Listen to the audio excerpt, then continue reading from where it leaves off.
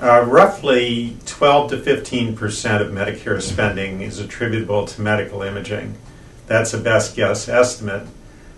More to the point is that imaging expenditures, utilization as well, have been increasing more rapidly than any other physician-directed service that Medicare pays for.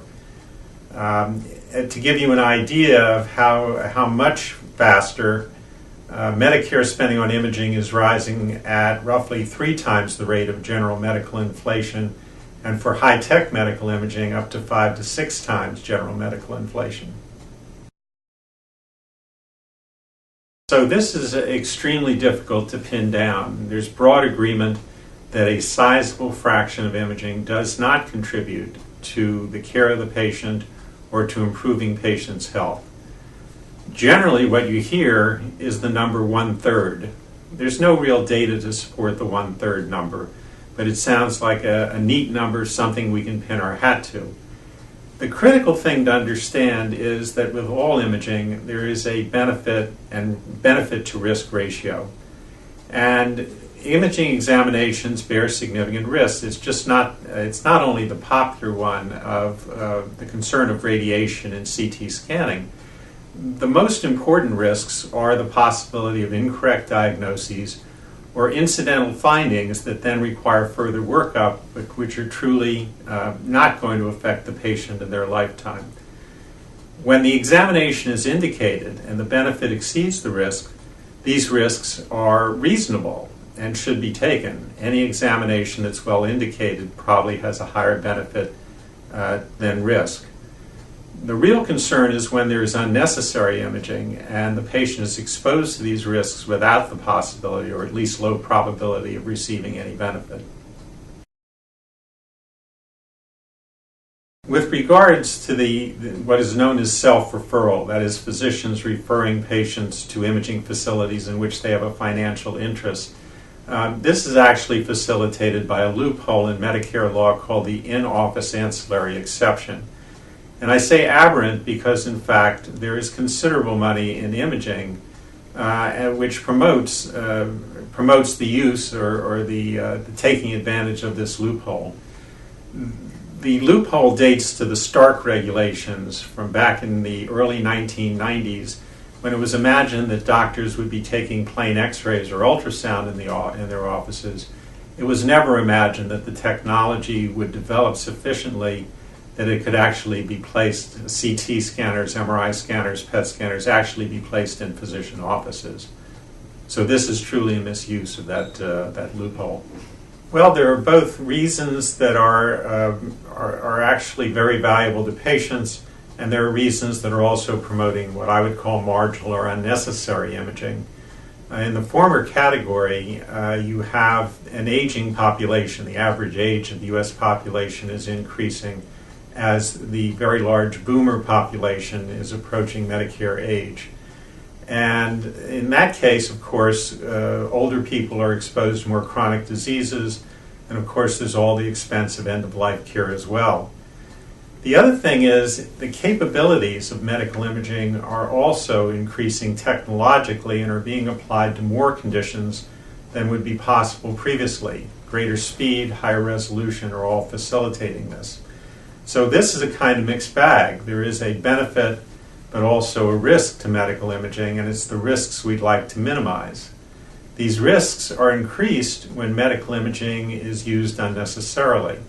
So in certain circumstances, defensive medicine as an example, where physicians are really using this technology to protect themselves against the risk of medical liability, where there are financial incentives that are aberrant, as in the case of non-radiologist physicians acquiring the technology for their offices.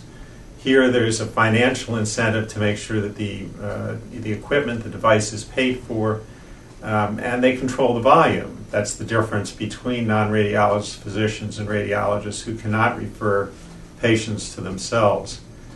There's really, when you get right down to it though, the biggest problem is the culture of medical practice, a culture that starts out in medical school and extends on into practice, even in much lower intensity settings.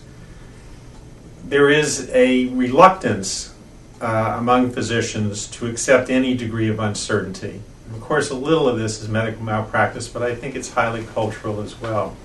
So that medical imaging gets used in circumstances where it may not really contribute very much or have low probability of contributing to actually changing care or improving health. Right. The real problem when you get down to all of this concern over unnecessary imaging that we have, the concerns are two. First, of course, the potential of harm to patients and the unnecessary costs that are imposed on our healthcare system. The other is a very significant one, I think. I think it's unquestionable that the innovations in imaging that have led to these very important high-technology imaging devices are the result of very significant investment by industry. And there is developed, because of overuse and because of the very rapidly increasing rates of utilization and cost, an anti-imaging bias that's resulting in truly draconian regulation and legislation that we are fearful could provide really a retarding effect on further innovation in the future, innovation that would greatly improve patient care and patient health. There are things that we really could do about it. I mean, first of all, there's the low-hanging fruit. I really do believe that the in-office ancillary exception offers an aberrant incentive and ought to be abolished. There needs to be serious tort reform, not simply putting caps on awards, but providing different kinds of incentives while still protecting the rights of patients who have been truly harmed. So things like actual caps on percentages or on fees that could be charged by lawyers, a loser pay situation, or perhaps lawyers should be put on a fee schedule just as physicians are. I can't say that we're very sanguine about this because, of course, the lawyers are the ones making the laws as well. But I think this is truly a force in promoting unnecessary imaging and its associated costs. Radiologists have to take more responsibility as well. We have to train young physicians to think much more critically rather than adopting a shotgun approach to imaging. We have to reassume our roles as consultants. What we receive and are generally called orders for imaging examinations are actually requests for consultation. Requests for consultation means that we should take a more active role in advising physicians when their imaging examinations may not be necessary or where there's low probability that they actually could produce value for the patient. If we were to do this much more aggressively than we have in recent years, ignoring the fact that this kind of activity bears the potential for causing some disagreement among physicians, or that unnecessary examinations are paid exactly the same as necessary examinations, the specialty would be far better off, and so would our healthcare system.